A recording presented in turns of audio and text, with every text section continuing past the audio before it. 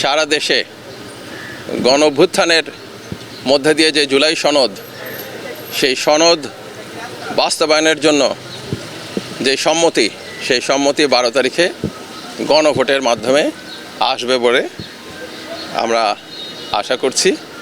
এবং এই জন্য সরকার, সরকারি প্রতিষ্ঠান, আধা সরকারি, বেসরকারি সহ সবাইকে আহ্বান জানিয়েছে এবং তাদের সাহায্য চেয়েছে যেন এই গণভোটে হার পক্ষে, জুলাই সনদের পক্ষে, শহীদদের আকাঙ্ক্ষার পক্ষে জনরায় আসে।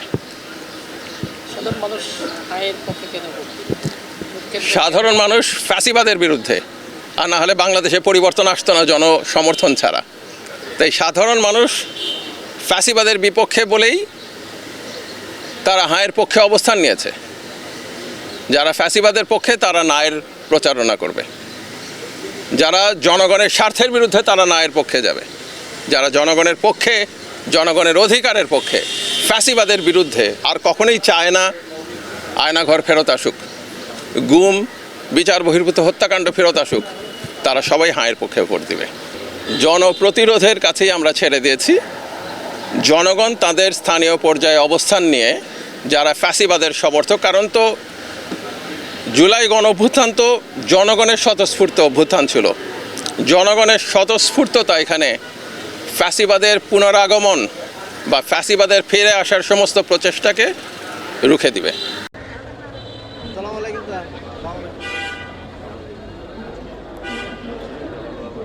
স্থানে মার্কিং করা হয়েছে 68টি স্থানে। আমাদের এই প্রচারণার মধ্যে আমাদের সরকারের বিভিন্ন দপ্তর, ইউনিয়ন পরিষদ, পৌরসভা এবং অন্যান্য আরো বিভিন্ন জনগুরুত্বপূর্ণ স্থানগুলোতেও ড্রপ ডাউন ব্যানার সাজানো হয়েছে। লিফলেট বিতরণের কার্যক্রমটি উপজেলা পরিষদ, পৌরসভা এই কার্যক্রমটি পরিচালনা। আমরা যখন এখানে আসি এবং এই বইগুলোর দিকে তাকাই, কোনো অপরিবর্তনীয় বিষয় নয়, এটি মানুষের ইচ্ছা শক্তির দ্বারাই পরিবর্তিত হয়। এখন আমাদের নিজের যোগ নিয়ে এসেছে গণভোট 2026। সবার মনে একটা প্রশ্ন, গণভোটটা আসলে বাংলাদেশ থেকে আপনি কি চান আর কি চান না একজন নাগরিক হিসেবে, তার একটা ক্ষতি আনে। আপনি কি এমন যেখানে সরকার চাইলেই বিরোধী দলের সম্মতি ছাড়া জরুরি ক্ষমা করতে না পারি? আপনি কি চান যে আমাদের মৌলিক নাগরিক অধিকারের সংখ্যা বৃদ্ধি পাওয়া উচিত? যেমন ধরেন ইনি চাইলেই ক্ষমা করে দিতে পারে। আপনি কি চান আপনি অর্থাৎ ক্ষতিগ্রস্ত পরিবার এবং ভবিষ্যতে আবার কোনো খুনি সরকারের সেইখানে বন্ধ করে এবং সামাজিক যোগাযোগের মাধ্যমে যে প্রচারণাটা করা হচ্ছে তা আমাদের জেলার বিভিন্ন সরকারি অফিসের যে সেইগুলোতে আমরা বিভিন্ন ধরনের প্রচারণা কার্যক্রম পরিচালনা করছি। ক্ষমতায় দিয়ে 2/3 সদস্যের জোরে যেন সংবিধান চেঞ্জ করতে হলে উচ্চপক্ষের সমর্থন না হোক, এটা চান দল এবং বিরোধী দল মিলেই ঠিক করুক। একই রকম ভাবে নির্বাচন কমিশন নারীদের প্রতিনিধিত্ব করুক। দেশের বিচার ব্যবস্থা সরকারের প্রভাব মুক্ত থেকে স্বাধীনভাবে কাজ করছে।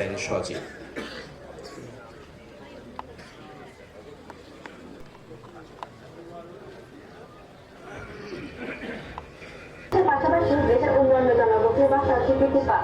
এটাকে আপনি চান? আপনি যদি পরিবর্তনগুলো চান, প্রচারণা সংক্রান্ত কার্যক্রমের উপর নির্বাচন কমিশন কর্তৃক জাতীয় সংসদ নির্বাচন ও গণভোটের 9টি উপজেলায় আমরা একযোগে আমাদের গণভোটের প্রচারণার কার্যক্রম, ভোটার হচ্ছে 18,49,992 জন। আমরা চেষ্টা করি সেটি হচ্ছে যে নির্বাচন কমিশনের বিভিন্ন সময় জারিকৃত পরিপত্র, প্রধান উপদেষ্টা, ক্যাবিনেট ও জনপ্রশাসন মন্ত্রণালয় কর্তৃক বিভিন্ন নির্দেশনার আলোকে আমরা আমাদের গণভোটের এই চিত্রটি আমাদের যে বিভিন্ন সরকারি অফিস এবং সরকারি কর্মকর্তার অফিসের দিকে এগিয়ে যেতে থাকি এবং একটু পরেই আমরা মার্কেট গেটটা দখল করি। স্যার, আমরা অলরেডি নিউ মার্কেট গেট দখল করেছি।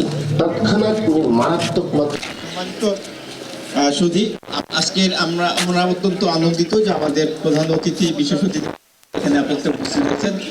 মানুষকে সচেতন করার লক্ষ্যে যে ভোটের অবস্থান আজকের এই বেলুন উড়িয়ে আজকের উদ্বোধন করবেন। আজকের এই বেলুন উড়িয়ে আজকের উদ্বোধন